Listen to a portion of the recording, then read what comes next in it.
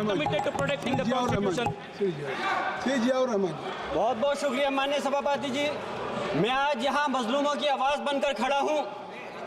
उन करोड़ों भारतीय मुसलमान और अल्पसंख्यकों की जद्दोजहद और हक की बात करना चाहता हूँ जो इस देश का अटूट हिस्सा हैं। मेरे अल्फाज बंटवारे के नहीं बल्कि इत्तेहाद के हैं। मेरे अल्फाज मायूसी के नहीं बल्कि एक उम्मीद के हैं।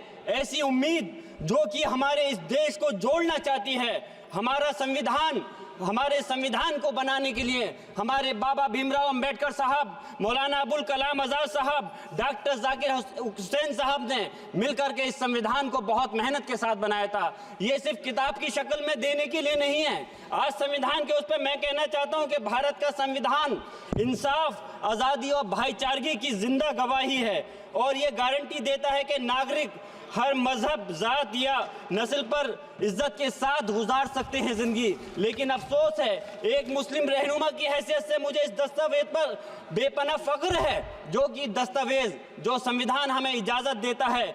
आर्टिकल 15 के मुताबिक किसी भी नागरिक को मजहब, जात, लिंग, नस्ल या जन्म के स्थान पर भेदभाव नहीं किया जाएगा।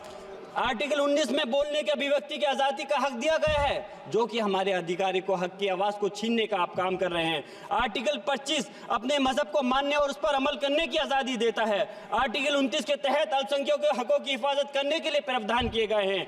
लेकिन आप तो हमारे हकों की छीनना चाहते हैं। माननीय सभापति जी, मैं आपके माध्यम से कहना चाहता हूँ कि आर्टिकल 30 के अंदर अपने तालीमी इदारों को कायम करने और उनके चलाने का हक है, लेकिन हमारे साथ ज्यादती हो रही है। ये संविधान को अगर आप कमजोर करेंगे तो याद रखना ये देश कमजोर होगा, हमारा मुल्क कमजोर होगा। जो संविधान के प्रति वफादार नहीं हो सकते वो हमारे मुल्क के प्रति वफादार नहीं हो सकते। मैं उस संभल की सरजमी से आता हूं जहां पर 15 दिन पहले एक संविधान को कमजोर करने का काम किया गया। वहां पे जिस प्रकार से 5 मजलूमों की जान ले ली गई, जिस तरह से 30 से ज्यादा लोगों को गोली मारकर घायल कर दिया गया और 27 से 50 से ज्यादा लोगों के खिलाफ मुकदमा दर्ज किया गया।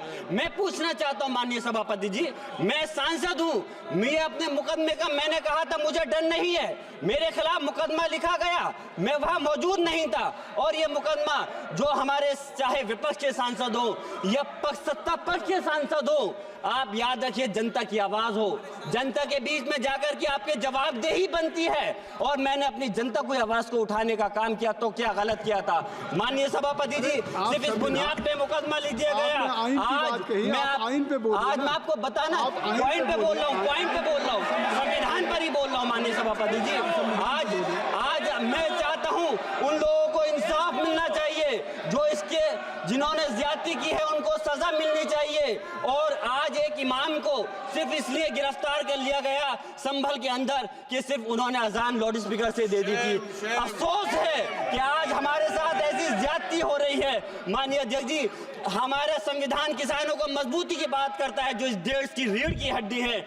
130 किसान जो 10 दिन से ज्यादा समय से जेल में बंद हैं, आप किसानों को हक नहीं दे पा रहे तो किसको हक देने का काम करोगे? मैं अफसोस करता हूँ आज पूरे प्रदेश और मुल्क के अंदर जिस तरह से हमारे लोगों की हिफाजत नहीं की जा रही। एक मॉब लिंचिंग सिर्फ धर्म के नाम पर, अगर कोई मुस्लिम है, ओबीसी है या पिछड़ा समाज का, एससी समाज का है तो नाम पूछ करके उसकी हत्या कर दी जाती है।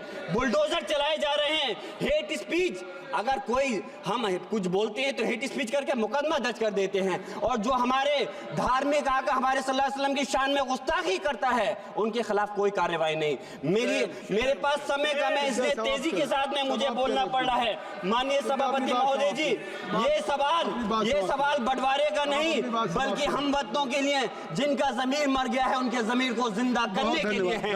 हम चाहते हैं इस देश की आजादी, हमारी देश की सभापति जी, बस मैं अपनी बात खत्म कर रहा हूं, 1 मिनट।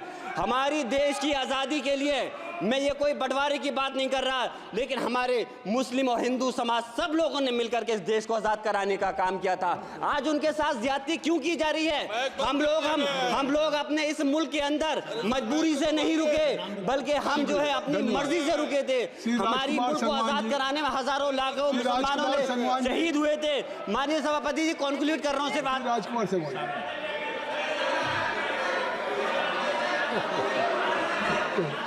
तो आप कंक्लूड करें ना।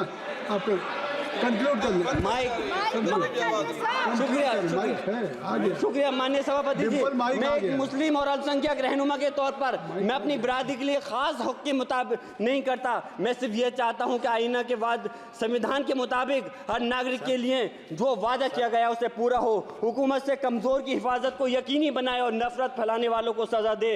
और मैं अपनी बात इस शेर के साथ खत्म करना चाहता हूं जो कि हबीब जालिब का शेर है। ऐसे जुल्म सुबह बेनूर को मैं नहीं मानता, मैं नहीं जानता, मैं भी खाइफ नहीं तख्ताए दार से, मैं भी मंसूर हूं कैदो अगयार से, क्यों डराते हो जिंदान की दीवार से, जुल्म की बात को जहल की रात को मैं नहीं मानता, मैं नहीं जानता। श्री राजकुमार संगवान जी, श्री राजकुमार संगवान जी। अध्यक्ष महोदय, मैं आज हमारे संविधान निर्माण के 75 वर्ष पूरे होने के अवसर पर इस सदन में हो रही चर्चा में शामिल होकर अपने विचार सदन के साथ साझा कर रहा हूं। अध्यक्ष महोदय, 26 नवंबर 1949 की तिथि भारतीय इतिहास में स्वर्ण अक्षरों में अंकित है। इस पावन दिवस को ही हमारे मूर्धन विद्वानों और पूर्वजों द्वारा अथक परिश्रम से आम सहमति से दुनिया का श्रेष्ठतम संविधान अंगीकृत अधिनियमित